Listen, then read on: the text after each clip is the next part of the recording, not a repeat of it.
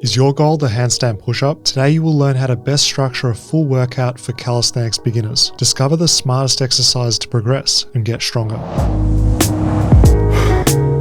Back to wall handstand push-ups are beginner friendly. Expect your overhead strength to increase thanks to the stability from the wall. With the legs bent, your upper body is pushing less body weight thanks to the help coming from your hamstrings. This exercise bridges the gap in difficulty between pike push-ups and the chest to wall variation. The goal is to use the legs just enough so that you're genuinely fatiguing on the final few handstand push-ups. Another reason for bent leg handstand push-ups is they offer a more strict technique. Our body is fixed into a posterior pelvic tilt, which forces the shoulders to get stronger. Using a bar allows the legs to help plenty and make it possible to rep out handstand push-ups. Wall to floor reps are a good place to start. The basic upper body strength gained will serve the basis of your calisthenics conditioning. Deficit back to wall handstand push-ups increase difficulty so that you can build strength in low rep ranges. Increased range of motion is the progress principle you should apply for all handstand push-up exercises. Regardless of your back to wall level, make the exercise hard for 3 to 6 reps. Don't forget, the legs serve to aid balance and keep posture in place.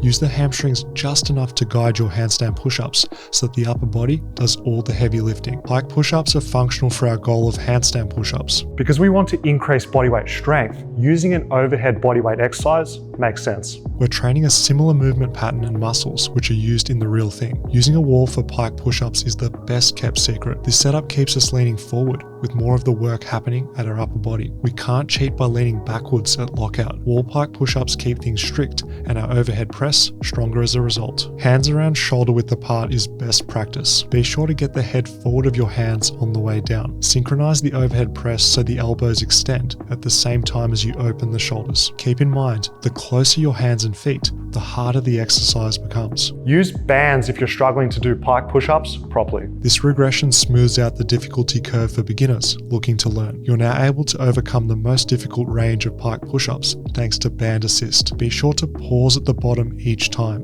Isometrics improve strength where it's needed most in this exercise. Here are several ways to make pike push-ups more challenging. Elevating the feet and increasing the deficit challenge the upper body further. Working through a larger range of motion is the foolproof way to make this effective long term. Scale this at your own pace, choosing a setup that suits your current level and is challenging for low rep sets. It's important with every pike push-up variation to keep yourself accountable with technique. Use a controlled tempo.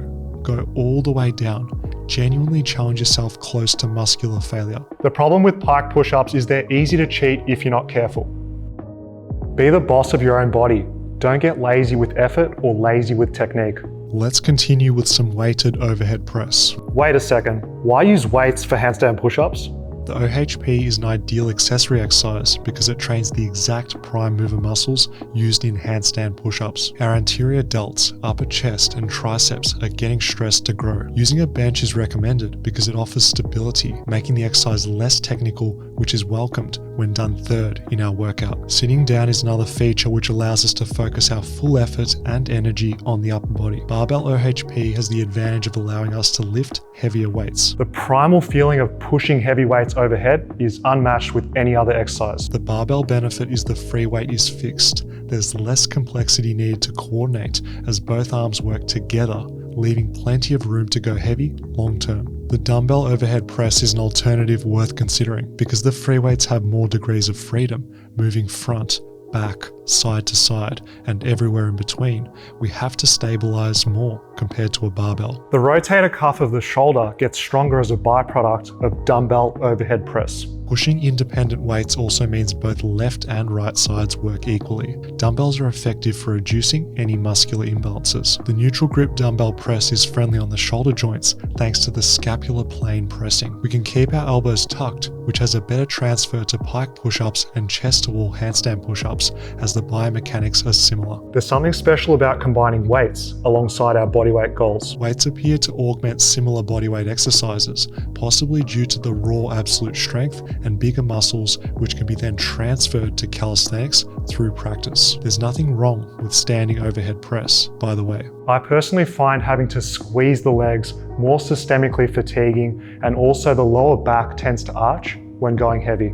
Dips are a great all-rounder for everyone serious about calisthenics. We're finishing with this compound exercise to fully exhaust our pushing muscles. By this point in your workout, bodyweight is likely to be challenging enough for the rep range. Aim for around 90 degrees range of motion as a form standard. At the bottom of each dip, the rear delt should be lower than the elbows, give or take. A controlled negative, pause at the bottom, and strong dip up is a nice speed. Well done. You're now doing the squat of the upper body, aka dips, the right way.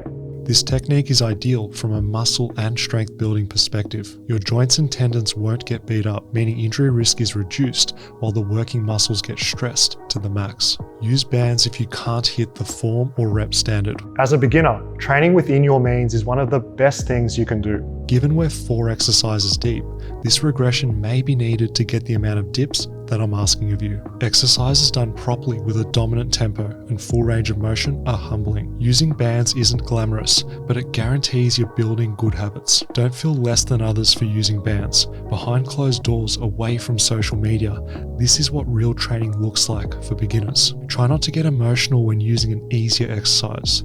Think rationally that your body will adapt more quickly with quality practice when training within your means. The long-term goal for beginners is doing weighted dips someday. Even at the end of a workout, eventually you're going to be strong enough to add decent weight and get after it. Dips feature in nearly all effective handstand push-up workouts because progress is limitless. By dipping heavier weights in the moderate rep range close to failure, expect your upper body muscle mass to skyrocket. We do dips to grow bigger muscles.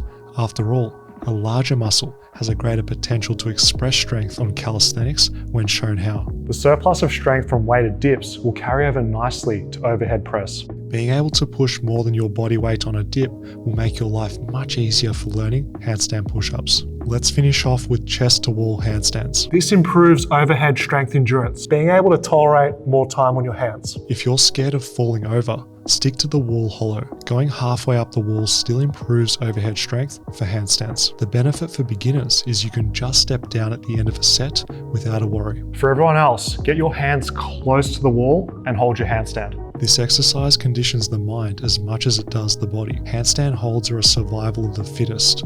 Push and tolerate for as long as possible. Chest to wall handstands are perfect for overhead conditioning in calisthenics because you don't have to worry about balance. Work capacity is something many beginners lack. Not being able to hold a handstand for 60 seconds is a problem. We don't want a lack of handstand capacity limiting your potential on wall handstand push-ups. It's normal for your shoulders to scream at you to stop during wall handstands.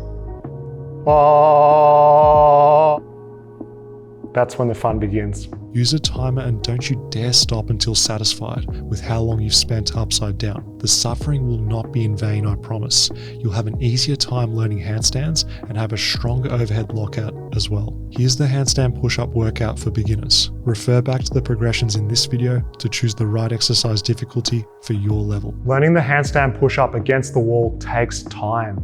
Overhead strength is stubborn and slow to improve for everyone. You'll go weeks feeling stuck and plateauing, and then out of nowhere, bam, you'll make gains. Please don't give up. Consistency and hard work scaled up over time are the key progress principles which separate those who do from those who don't. Cheers for watching, legends. Click here to learn more with Fitness FAQs. Train hard.